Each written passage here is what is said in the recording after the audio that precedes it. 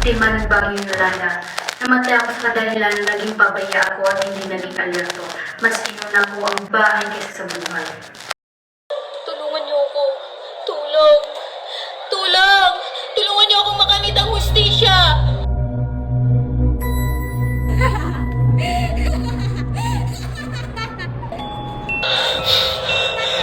Ako si Michael Mambisa. Biktima ako ng bagong sindok.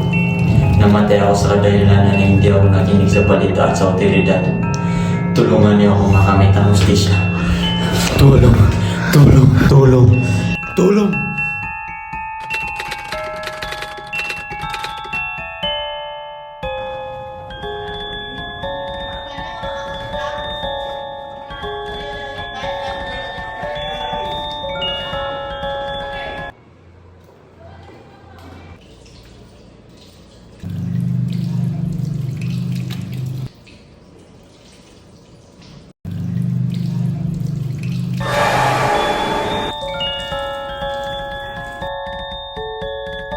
Tulungan niyo kami!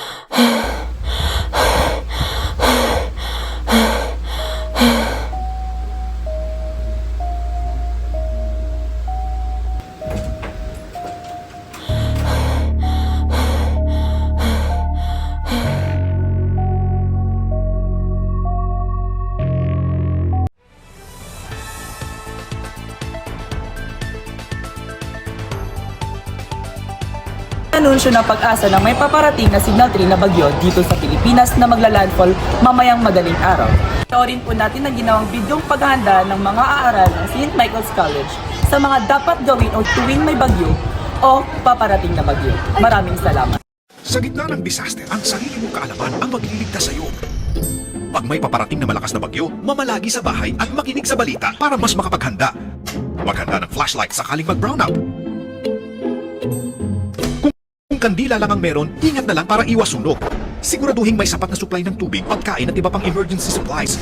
Kung sabihin ng mga otoridad na kailangan ng pumunta sa evacuation center, sumunod ka agad. Lumikas agad para di abutan ng flash floods. Tandaan, sa anumang disaster, ligtas ang may alam.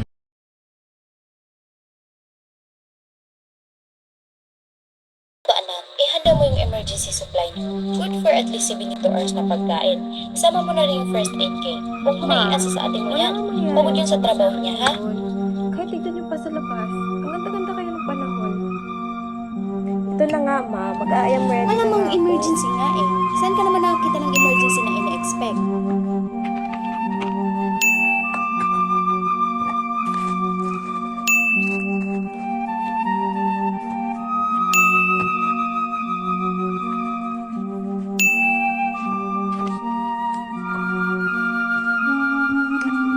Kapit at nagbabadyang makaapekto sa ating bansa.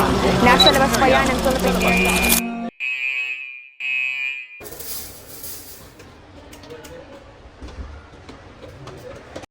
Kung sabihin ng mga otoridad na kailangan na pumunta sa evacuation center, sumunod ka agad.